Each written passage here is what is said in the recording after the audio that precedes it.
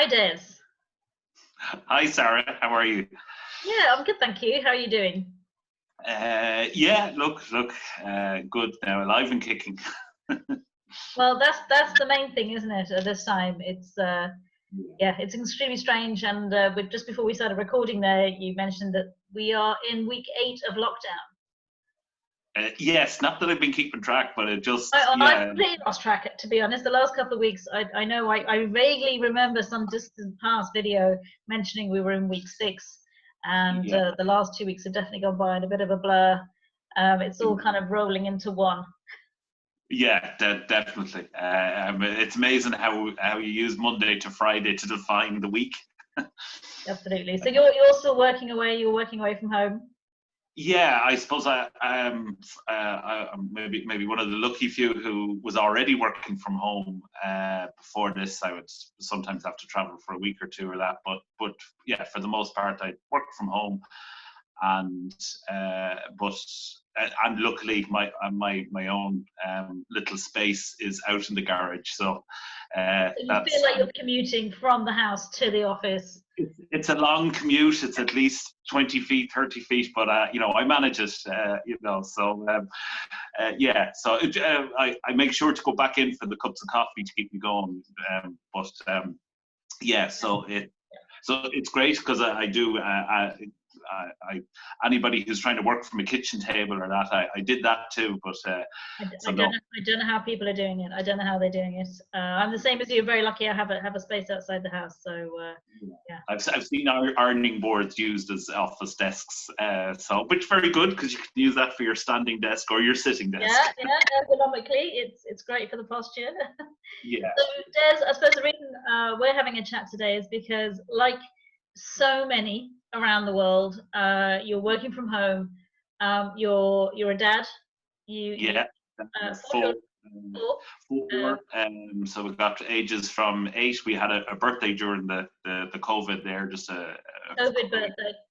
Yeah, so we got an 8-year-old, 11-year-old, 13 and 14, and I won't mention my mother-in-law's age, but she's living with us as well. So we've three generations. You have multi-generations. You've got multiple kids. Your wife's home as well. You're working, and you're really in a very a situation that is not atypical at the moment. Yeah.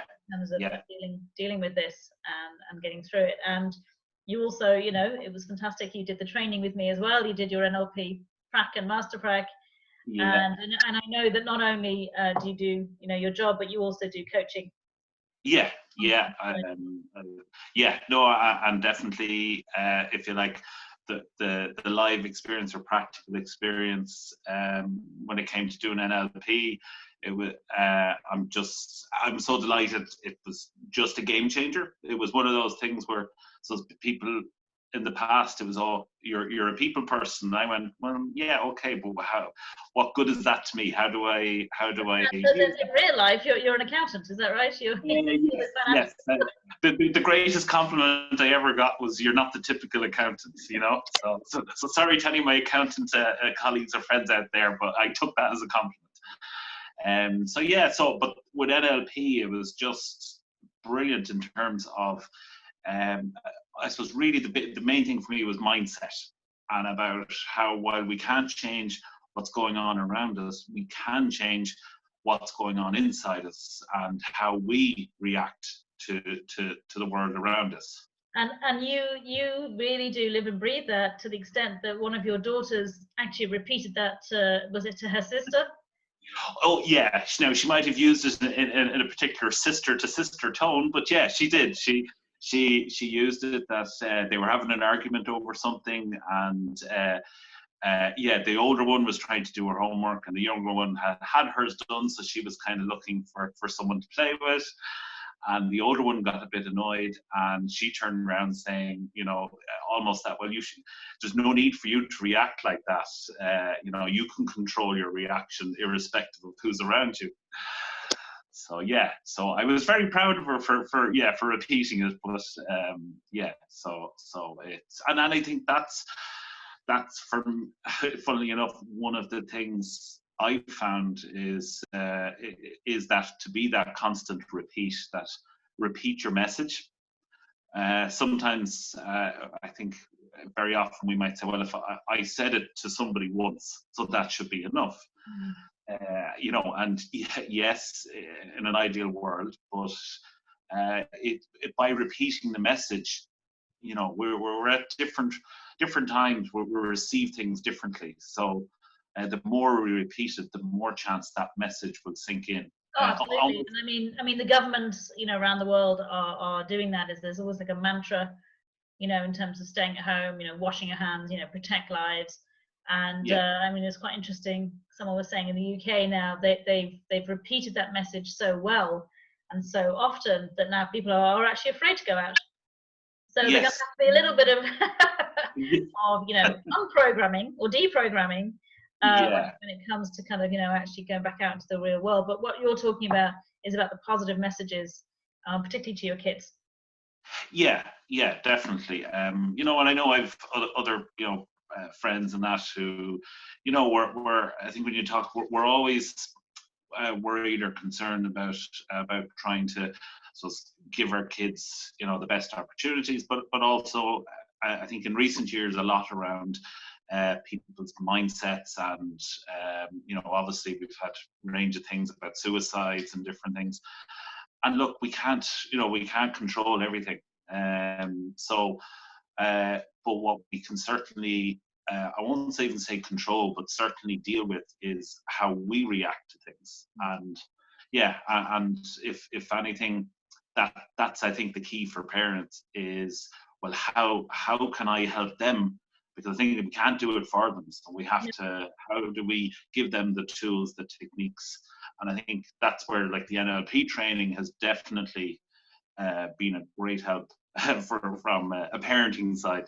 Absolutely, and you touched on it then, and it is a very emotive subject. It's a big subject. It's something that I think is perhaps not really coming to the forefront as much as it probably will over the coming months, which is suicide really amongst young people. I was talking to the group, because you're part of a group where, you know, we bounce ideas off each other, and I was saying, after watching a video about a 12-year-old in the States who took his own life, and the father was talking about really the mental impact that the lockdown had on this child, and it didn't seem that obvious. And I think that was the scariest thing to watch, as I have two boys, the other 10 and 14 as well, and you know, really to understand what is happening on the mental health front for children is incredibly difficult. I often hear people talk about how resilient children are, and it kind of winds me up a little bit, because one of the interesting things, and I'm sure you found this as a coach, is that whenever you're working with an adult, all of their issues stem back to their childhood. And you can nearly pinpoint, it always seems to be from about 8 younger, you know, or 8, it's in the single digits. It's nearly always. Absolutely. And I'm sure, you know, those parents of the adults at the time, you know, when they were kids, just assumed that children were just getting on with it and being resilient. And I think one of the things that children have an amazing ability to do is to be much more in the present whenever they are doing something. So there's not necessarily that in any one moment you're looking at them and they're constantly dwelling on the past. As adults, we tend to do that a lot more. You know, we're in the past, we're in the future, we're back and forth all the time. You know, we don't really know when children have gone into that kind of going back and going forwards mode, because when they are doing something, they tend to be very involved. If they're playing a computer game, if they're playing sports, if they're arguing with their brother or sister about something minor, you know, whatever it is, or doing their homework, you know, it's hard to know really what is actually going on. And I suppose unless there is extremely open communication and really effective communication between the parents and the children, it's going to be really quite challenging and quite tricky. And I think one of the scary things as well is that so many children have lost the person that maybe they would have spoken to the most. Yeah, my internet dropped out. Of course it would, as I said it would. For some children, the person that they would have confided in, or who would have been their, you know, their their best friend, you know, in terms of the person who would listen to them the most. It could be their best friend at school, it could be a teacher at school, it could be a counsellor from school, it could have been their grandparents, Yeah. you know, or another family member who they would have been able to just talk to and just upload to, if it wasn't the mum or dad or a sibling who they're now, you know, living at home with. And it's not the same to talk online, is it? It's not. No. I mean, it's great in that I'm sure some people have connected with people that they maybe hadn't for a while, and they've used the time. And I think we're all getting great at dressing properly from the waist up with our Zoom calls. You know I have my jeans underneath here. That we'll take your word, Des. We will not ask for visual confirmation. You're okay. Yeah, no. But and I think even what you mentioned there as well, it's a release valve. It's like, if you think like the pressure cooker. So even if it isn't that they're having a direct conversation about what's going on for them, it's just the fact that they're out there. As you said, they live in the moment. So they're out, they're playing, interacting with their friends, maybe. Even if they're, inverted commas, somebody who likes their own company, the fact that just they're around other people, you know, they don't even have to necessarily be the most outgoing and interactive person to still benefit from those interactions, from you know, if they're in a classroom environment, or even going to their after school, like all the after school activities, which, okay, on the one hand, as a parent, I can say, yeah, sometimes, okay, I'm not doing as much taxiing now, but for them as well, like, they're losing out on their interests. So yeah, so I and also, in fairness, some schools are good at actually bringing in initiatives in the school. I know you've worked with a very good school that they've brought in initiatives, whether it's grounding or bringing in techniques that can actually help the kids. So like, there's another avenue that was that would have been a great help to them. Absolutely. So I suppose, you know, we had a little chat beforehand as to, you know, well, what are we going to talk about today that can really help parents to, number one, help themselves. But really with also the aim of this having a really positive impact, you know, on their children. So there's a couple of things that you wanted to kind of look at.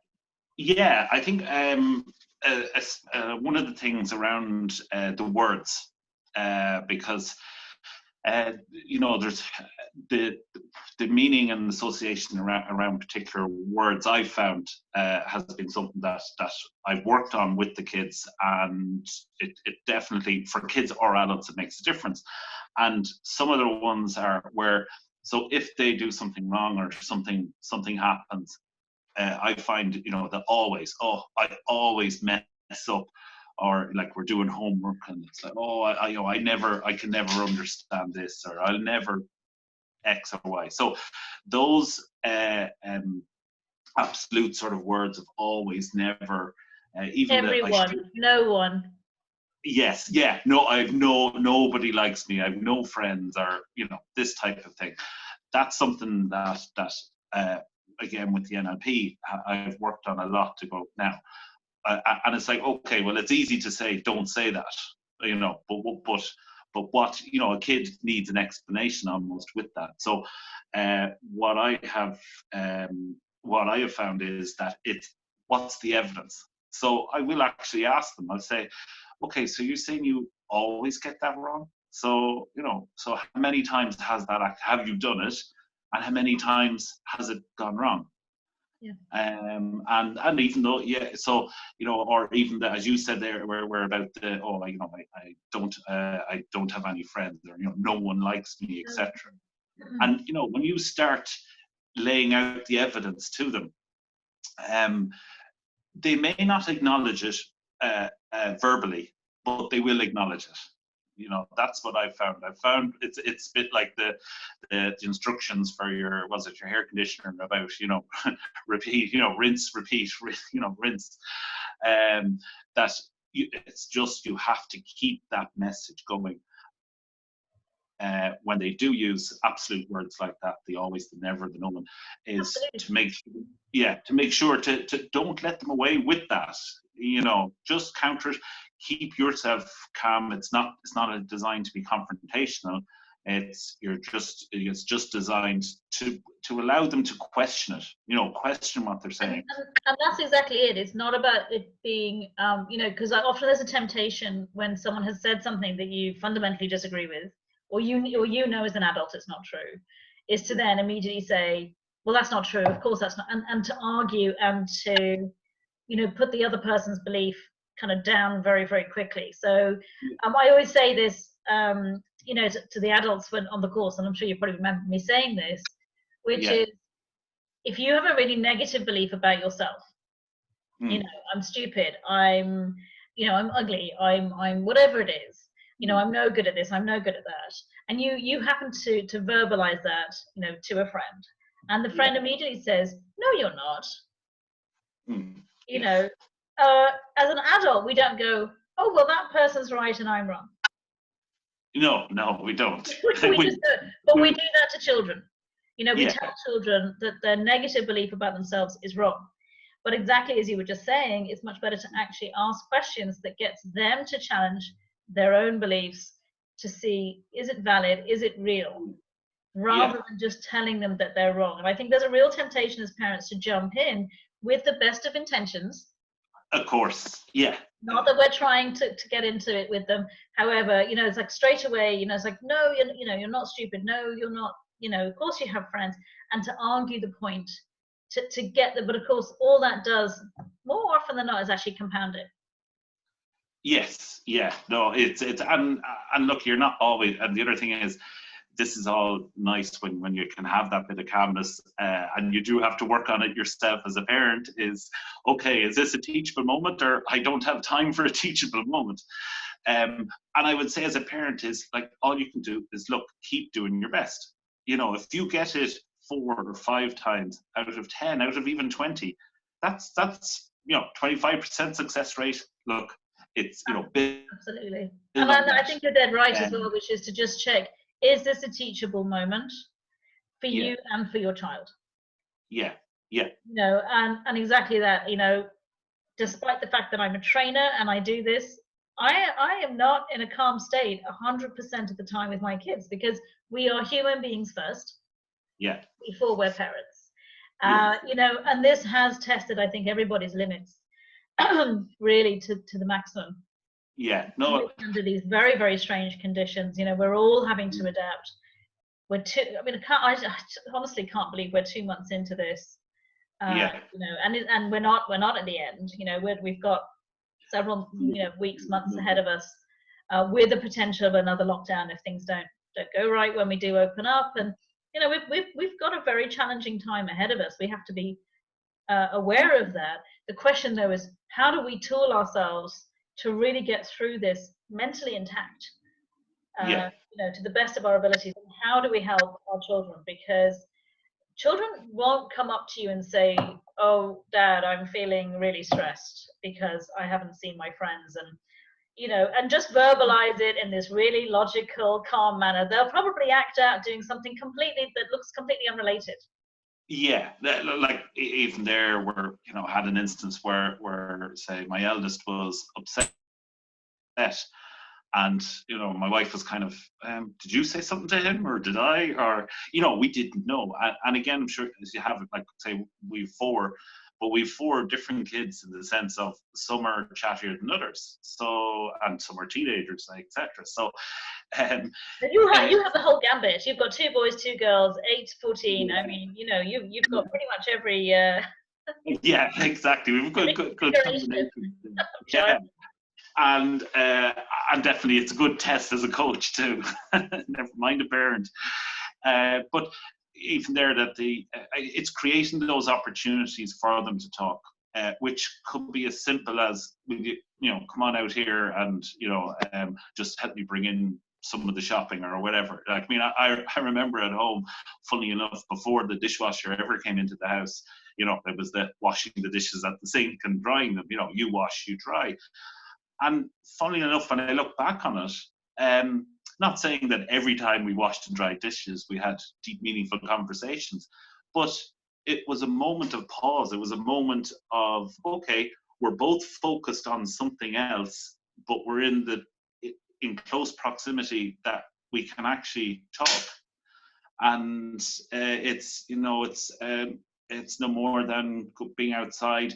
Like I've had it there where I've maybe doing something that I didn't need their help, but I asked one or two of them to come over anyway, because and sometimes when I ask for their help, it actually will take me longer to get it done. But without a doubt, yeah, they're fantastic at getting out of things by making it harder and longer and more painful. So yeah, they're amazing. They're so creative. Yeah, we won't even mention loading dishwashers and all the rest. Let's not go there. Let's not go down that road. No, but it's I suppose it is seizing those moments that even if you don't have the conversation there and then, you're just constantly building that those opportunities or that connection with them, so that if there is something wrong, that you have a better chance. This is about, I suppose, there's no absolutes here in terms of success rate. So it's giving yourself that better chance that if there is something, they will come. Like, again, repeat the message. Every now and again, we might say to them, look, if there is something wrong, and it's from both of us. It's not just me. It has to be from both of us. That if there is something wrong, come and talk to us. Like, we had there an incident where it was they were all playing on the trampoline. It was they're having great fun. Then two of them start arguing with each other. Now, I made the mistake, hands up, of coming out to the back door, and you never tell a person who's agitated to calm down. Has that ever worked in the history the history of human beings? No. So I, from the doorstep, was, will you just calm down, just leave each other alone. And I would say the best thing is 99% of the time, let the kids sort out their own arguments. Obviously be there in the background, but let them sort them out. But in this, I didn't take my own advice in this instance. And I ended up inadvertently then having an argument with one of my daughters, because she thought that she was just giving out, and I was actually just trying to get her to calm down. So anyway, she gave out to the point of that crying, nobody understands me. And I would have said, I actually thought that we had a very good connection, because she would always come out to me to talk if she was having an argument with her mother. She would come over. Anyway, the long and sorry to interrupt you there, Des, but I just want to point out that when you hear something like that, especially when you actually do have a good relationship with your child, and then they say something like that, it's very easy to take it really personally. Yeah. And to get very hurt by that comment, and again to argue the point with them. And I did in the moment. I totally 100%, like that actually got to me the most was the fact that she said that nobody understands her at all. And yeah, you're absolutely right. And quite often children will do things like that unconsciously. It's not like that. Look, no child wakes up in the morning and thinks, right, how can I make my parents' hell today? No one's doing that. And I'm sure there are parents out there going, oh, well, you're wrong, because my child definitely is. It's not true. It's not true. Yeah. But we know in NLP, behind every behavior, hidden at an unconscious level is a very positive intention. Yes. And often children unconsciously use that kind of behavior and that kind of language to get attention. Yeah. And I read a brilliant quote, and I think I've said it in another video. If I have, it doesn't matter. I'll repeat it, because it had such a powerful impact on me, which was a fantastic quote, which said, instead of seeing children as attention seeking, see them as connection seeking. Yeah. That's so very good. When children do something, and again, I don't always take my own advice, so this is not coming from a place of perfection. There's no such thing, just to really, kind of make that very clear. But often, and if as long as we kind of ground ourselves and get ourselves into a good state, and we just take a step back and don't take things so personally ourselves, is to go, okay, that behavior was very negative. What they said was very hurtful or designed to kind of get attention. So if they're trying to get attention, they're obviously trying to make a connection. They don't know how to verbalize how they're feeling. And sometimes the only way a discussion can actually happen, a really deep, meaningful discussion, is at the end of an argument. Because once everyone's calmed down, and you'll see, like, right, what was that about? And all of this stuff comes out. So if parents can understand that often that what looks like negative behavior or negative comments is actually to not just get attention, but to get attention to create more of a connection. If we can reframe that and see that in a slightly different way. And I know even, you know, recently my two lads were fighting, and it was just the most incredibly insane argument. I mean, it was about absolutely nothing as far as I could see as an adult. But I happened to be really just about, I think I'd just done a video actually, so I was really zen, and somebody had actually sorry, someone's just trying to get into the meeting, so I don't quite know what's going on there. So I don't know if it's one of these weird Zoom bombers. So we'll just ignore that. And I just, as I sat there, I just suddenly had this instant realization that there was a lot more going on. So I just said, hang on a minute, guys, what's really going on? Yes.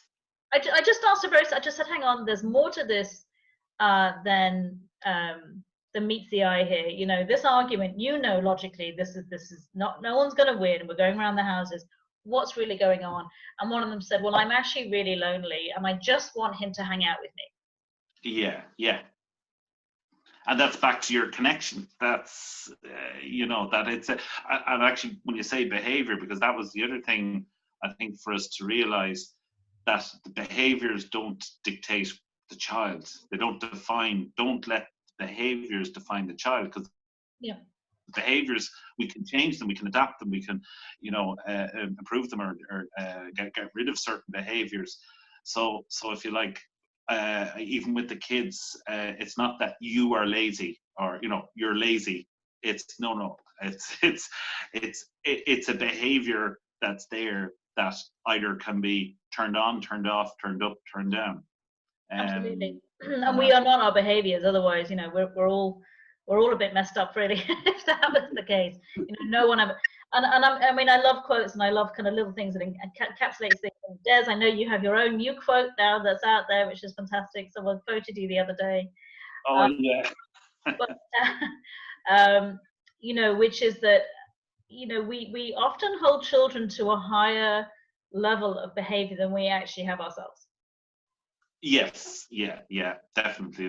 We expect them to, you know, we're always pushing them to be at the top standard, and you know, yes, you know, do we take our own advice, you know, in terms of you know, in terms of with the kids, and that's like, say, even you talk there about you know, behaviors in terms of, like, say, if we talk about and at the moment, you know, there's definitely anxiety, maybe flying off the handle a bit quicker than normal, playing video games, etc., which, you know, let's face it. And for longer than usual. I think there's a lot of, you know, I read a really good article, and it was about, you know, rules being relaxed in the house because of the circumstances. And is that okay? Is it okay to relax these rules? And again, there's no hard and fast rule around rules. It's got to be whatever's working. Really, exactly, and it depends on the child as well, and, you know, like, it depends on so many different things too. Like, I've seen, and I suppose as a parent, is don't just go, oh, well, that's that video game stuff. I have no, you know, I don't know anything about it, or whatever. It doesn't have to be even video games. If it's, I suppose it's get involved with your child. Just get them, literally, if it's video games, for example. Maybe, you know, I'm lucky, I used to play a bit of them, so I'm nearly as happy to get involved. But even if you've no clue of them, ask the child. Ask them to, here, like, how do you play this game at all, or what? Even if you only just interact for 5 or 10 minutes with it, it gives you that. You don't have to have a massive interest in it. And I'm, you know, I'm one of those. I don't have a huge interest, but I will often just sit next to my younger son. He's more of a gamer than my older one, and he just wants to tell me who the characters are, and I have to say it's going way over my head, but I just make appropriate, you know, and I am trying to kind of follow what he's saying, but he just wants me to just be there. So I'm not sure what is going on here, You have some errant people trying to connect, is it? Yeah, very, very strange goings on here. So They obviously recognise a good conversation when they hear one. well, this is not live. This is being recorded, so I'm very straight, very, very, very odd goings on here. So yeah, so there's a few things. So one is about the language that we use. Yeah. You know, and listening to the language that are really, you know, the communication is not just about transactional communication, you know, pass me this, let's do this, how, you know, how's school, have you done your homework, you know, all that kind of stuff that we think is a conversation. It's really listening in a very different way and really listening for the language. Yeah, like definitely the language that we said there about and even the behaviour, kind of to try and disassociate the behaviour from the child, that rather than letting the behaviour define, oh well, that's my chatty child, that's my quiet child, you know, because then we're reinforcing that. Like if we end up stereotyping our kids in the home environment, all we're doing then is stereotype. Like if they constantly hear that, then yeah, if somebody is the quiet one, well then they build up this mindset that that's who they are, and so then why would they talk to you or talk to maybe other people? And you know, so just be careful on those, if you like, stereotypes that we can innocently, like, you know, we might have a bit of banter around. That's the whole key of this, isn't it? It's just about having a little bit our own awareness of ourselves and of the people around us just to be heightened a little bit more. So I came up with an idea the other day, and I know that this is often one of the most challenging things on the course, but I was thinking we could really just kind of explain a little bit about, and I'm going to use the terminology that we use in NLP, which is chunking up and chunking down. Yes, slowly. Yeah, because I have that here. Yeah. So I love chunking up and chunking down, and what that literally means is that when we're talking about something, we're just generally talking about it at the level that we are thinking of it consciously. And exactly like you were saying there, you know, often children will say things like everybody or nobody or always or never, you know, these words that basically imply absolutes. It's one or the other. And often when we hear something a child says, you know, as I said, we're trying to argue with them, we're trying to tell them that they're wrong, and that's not very useful because we don't like that as adults. So I always think of children, they're people. They might be little people, but they're still people, and you know, they have the same effect. The language has the same effect on them as it does on us. And one of the interesting things is that when a child is behaving a particular way that is not positive and is having a negative effect on people around, is to help them. As I said earlier, everything we do has a positive intention. Yes. It's to ask them questions about looking for that positive intention. And it sounds, people go, well, how is it positive to hit your brother or to hit your sister or anything like, you know, or argue or shout or whatever it is. And it's so simple, isn't it, to just kind of get people to find their intention, is to ask them, okay, so when you do that, what does it do for you? Yes. Yeah. How does that make you feel? Yeah. How does it make you feel? What does it do for you? What is the purpose? What is it that you are hoping to achieve with that behavior? And a lot of times it's incredible what children will actually say, because they don't really know at a conscious level. So don't, you know, so not expect an immediate answer. I'm not doing a training. It's like a little training, I suppose. Sorry, my internet dropped out again. I suppose a little bit of a training exercise, in the sense that to keep asking the question until you can get to something that, you know, the child suddenly goes, oh, that's why I'm, because they don't understand their own behavior, you know. And you might kind of go, well, why are you doing that? And you don't ask why. Do we, Des? We don't ask why. No. I'm going to get the story. Well, because he did this or she did that or whatever it is. We're not interested in that packaging. That's just the packaging around what the actual, what the core. That's what they're conscious of. That's what they think is triggering their behavior. But really, you want to help them find out, you know, so if you're asking them about their behavior, you know, you really want to find out what is actually their intention, because there is something beyond it that is actually positive, and then they just don't realize that there's another way to get that. But once they know what that is, so one of them, you know, one of my children, I won't name which one because it's very unfair. They Yeah, both take it in turns, like a tag when team. you've got just two of them, yeah, Like a tag team. You know, and he said something extremely hurtful and was really, you know, very angry and very upset. And eventually, when everything calmed down, we sat down, we had a chat, and I got him to investigate by asking these very exact same questions. What are you hoping, you know, to achieve? And he said, well, I want everyone to feel as bad as I feel, you know. And eventually, actually, what we got to was I said, okay, so if people are feeling as bad as you're feeling, what does that do for you? What are you hoping to achieve with that? You know, and eventually we actually asked these questions, and it didn't take long. It took literally a matter of 5 to 10 minutes. Yeah. He said, then I feel free. Yeah. And he was so gobsmacked at what came out of his mouth. And I said, okay, so can you achieve that feeling of freedom when you're angry and you're trying to hurt everybody, and, you know, and you were successful at that, by the way, you know, emotionally? And he went, no, I can't. And he was so shocked at the fact that actually he knew he'd behaved badly. He didn't need to be told that, but he didn't realize that what he was really looking for was just to feel free and just to kind of be himself. And it had quite a residual impact on him, you know, for quite some time. He was actually still is in a much, much better space once he understood what his real intention was. So I love chunking up because it gets people, and you suddenly get this light bulb moment of, oh, that's what I'm looking to achieve. And it's quite spectacular, isn't it, when you see that? No, I mean, like, there, obviously, for your son, it was like, that's the funny thing. Within a matter of a few minutes, just asking, and because, you know, Sarah, the questions are very simple. This isn't a series of 10 different questions. No. Repeat. You know, you know, what did that do for you? How did that make you feel? You know, if you did know, you know, sometimes they go, because of course, sometimes you'll get the, I don't know. The shoulders.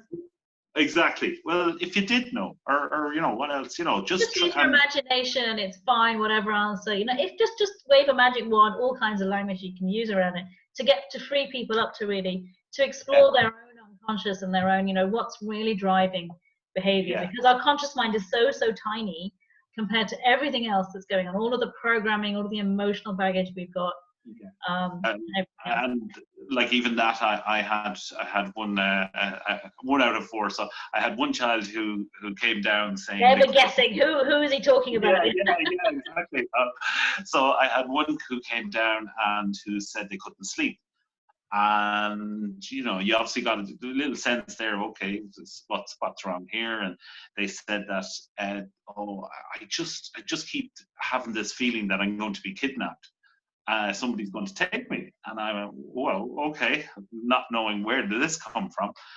And again, use the chunking exercise. Well, and again, it's giving them, it was the evidence. So I just asked her simple questions about, okay, well, you know, have you ever been kidnapped before? You know, no. You know, what's the feeling? Have you seen somebody else being kidnapped? No. Did you see something on telly? You know, even using the chunking that way. And by the time we got to just within the space of 4 or 5 questions, the child kind of turned around and went, oh, well, yeah, then sure, what am I, you know, and it was a bit of anxiety they were feeling. And I was like, well, yeah, but you're driving, what am I worrying about? And laughed it off and went back up to bed. You know, but like what you said earlier, Sarah, if we as a parent say to them, don't be silly, nobody's going no one's going to kidnap you. How ridiculous. Yeah. It's like, as you said, how would we like it if somebody told that, or if somebody lectured to us to go, well, now you've never been kidnapped and this never happens. It's just ask the questions, ask them, help them to help themselves figure it out, because by asking, then, like what you did with your son, next time, or maybe the next time after that, he'll start asking those questions of himself. Of himself, exactly. And that's what I'm, you know, my aim is to instill these questions into my children as much as possible. And we don't use every moment as a teaching moment, but when it has gone to a certain level, I know there's more, but I always know there's more behind it. One of my pet peeves, and I don't know if it's an Irish thing, I'm not sure, but one of the questions that I often hear children being asked by an adult is, what's wrong with you? Yeah. Well, I think as an adult, if you're asked that question, what's wrong with you? Yeah. Your tendency is to say nothing. Yeah. Why would you open up to somebody? Yeah. If That is not opening the lines of communication. That immediately instills anxiety in somebody, in the sense that wrong with me, because we all know what's wrong with us. We're well capable of going in and saying, well, I have this wrong with me and I've got this wrong with me. Whereas if you say what's wrong, and you take it away, as you were saying, from the identity to the behavior or to the emotion, and you separate it out, is everything okay? Do you want to talk? And just to say things in a just, and one of my favorite things to teach is to get people to very quickly imagine that what you're about to say, imagine someone saying it to you.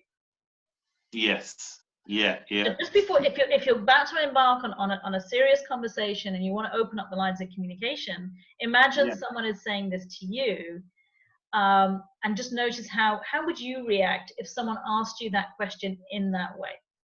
Yeah, that's brilliant. That's because and if you don't like it, don't do it. Yeah. Don't do it. Don't. The wonders of technology. Amazing. Back then, like magic. So I think that often is the case, is that we're saying things, we don't understand the impact it's actually having on other people. Whereas if we were to hear it, we would, we know exactly how we would react. So very difficult. We don't want to censor ourselves all the time and constantly question, how am I saying things? But if you're about to embark on a really serious conversation with your child and you want them to open up, think about how would you like to be spoken to? How would someone have to phrase the question to you in order for you to open up and to feel safe in whatever it is you're going to say, that you're not going to be judged, you're not going to be punished, you're not going to be ridiculed, you're not going to be put down in any way. And even though we have really, really positive intentions as parents, we're still human, and we have a lot of bad habits from our own lives and everything else. Exactly. So it does take awareness, it does take a little bit of practice, but like you said, if you can just convert 4 or 5 of those moments out of whatever it is, 20, 30 moments, you're doing great. Well, this is it. Like, I mean, and especially now, as parents, we think now, okay, well, I have to be the teacher, the cook, multiple hats. Multiple hats. I nearly have to be, even if you're not, necessarily playing with your kids or whatever, but you almost, that, oh, well, I have to come up with ideas for them. And in very challenging. There's a lot of pressure where it's, if, between social media and everything, that, it's great that there's all these resources available, either as a parent or as a kid, but you almost feel, oh, well, if I'm not using all of these, then I'm doing something wrong. It's like, oh my God, I haven't got them to learn a new language, to learn how to juggle, to cook a full meal. It's like, no. They've been practicing their musical instrument. They've been doing you're teaching all these life skills. This is the opportunity. And you made a really great comment earlier today, which was about picking one. Yeah. Pick one. Pick one. You're not going to be able to do all of them. No one can. There's as you said, there's an overwhelming amount of information out there in terms of what we can be doing, with our children at this time. And I think if you keep the primary intention is to keep them safe physically, but also mentally. If we keep that at the forefront of our mind and really at the forefront of everything we're doing with them, and to really question, is what's happening right now, is it good for them mentally to be arguing with them about their homework? And I'm not saying letting them off. I'm just saying that if in the moment, if they're not having a good day, if they're not having a good moment, if something's just happened, if they're very stressed or very anxious, just go, which is more important, just to weigh up, really what's happening for the child versus what we think other people are doing, or how we're going to be judged at the end of this. And I think really letting ourselves off the hook in terms of that being perfect is so important. Yeah, no, it definitely. And like there were, it is tempted to be the parent of the year, etc., all that sort of thing. And it's like, no, but like, well, I've lost. To join the club. I got them to there. I said my daughter wanted to shave a side of her head, and I suppose my attitude was, well, do you know what? If they're ever going to have an opportunity to do it, why not? And there was a bit of debate about whether it grow back the same way or not. But and to me, it was like, to just relax things, really. That small thing can be a huge thing to them, you know, and that just that. Oh, do you remember that time where, you know, as I said, even just. And we're back in the room. Yeah. Yeah, so I was just going to say, they don't have to be these big moments that, you know, that we put, that they can be just small things. Use the opportunities to engage the kids in something small, even if it's only for 2 minutes. If you did it for 2 minutes just every day, that's, you know, 10 minutes, 14 minutes by Sunday. So no, absolutely. And I think giving them as much freedom as possible within this time of no freedom really, really is important. And to have that dialogue, to give them some control, to give them some say over some of the things that they're doing. Obviously not everything, we're still the parents and we still have to put parameters and boundaries in place, but to be able to be flexible with that so that they can feel they have some control in this incredibly uncertain time. You know, it's just, my kids laugh at me because I keep calling it bizarre. I just go, this is such a bizarre situation. Who'd have thought, you know, 3 months ago that if someone had said to you this time last year, by the way, this time next year, this is what's going to happen, we'd have all laughed them out of the room, you know. So we weren't expecting it. It did take us, you know, off guard very, very quickly. And as I said, number one, you might be a parent, but you're a human first. And to really, you know, recognize that and give ourselves, you know, to let ourselves off the hook as well about not being perfect ourselves. And one of the things I often really encourage parents when I do work with families to do as well is that the ability to apologize is so important. That if we know we haven't behaved well, to be able to go to the child afterwards and say, I'm really sorry. Whatever I did or whatever I said was not okay. And to not say, but you did such and such and such. That's not an apology. But a genuine apology is just the I'm sorry. You know, and I'm going to do my best from now on. And that's all anyone can really ask. And I think if we can really demonstrate that to our children, you know, monkey see, monkey do. They don't do what they're told, they do what they see. Like, I mean, you hit the nail on the head. That's it, 100%. Is that it's the age-old thing of, you know, don't do what I say, do what I, you know, or sorry, don't do what I do, just do what I say. It doesn't work that way. Kids, like, and that's actually a brilliant one. Is the apology. You know, it's not, and it doesn't take away your, if you like, your stature as a parent or anything over that. It's nothing to do with that. It's the fact that, look, I messed up. I'm human. Like, again, what are we trying to teach our kids? We're trying to teach them, if we try to teach them that they have to be perfect the whole time, they're going to be an absolute ball of anxiety, of a mess that way. So definitely, if you overreact to something, like there, let's say with my daughter there, the trampoline incident, she went off for a short little walk just to blow off her own steam. I realized afterwards, you just got a bit, I reacted a bit more, because it was like, it hurt a little to think that, I thought we had a connection, etc. And she apologized, I apologized. You know, I apologized for my overreaction to it. And because at the end of the day, we're actually teaching them that if you mess up, you know, you can be big enough to admit it. So, you know, which is a great way, because it relieves that stress out of you. Absolutely. And you know, learning to apologize and learning to accept apologies, you know, is a two-way, you know, it's a two-way street. Des, I don't know how long we've been chatting for, because we got cut off every now and again, so we've, you know, but it's been really brilliant to talk to you because you're in such a real situation. As I said, you've got multi-generation, you know, 4 children, you and your wife, you're all at home together, you're working from home as well.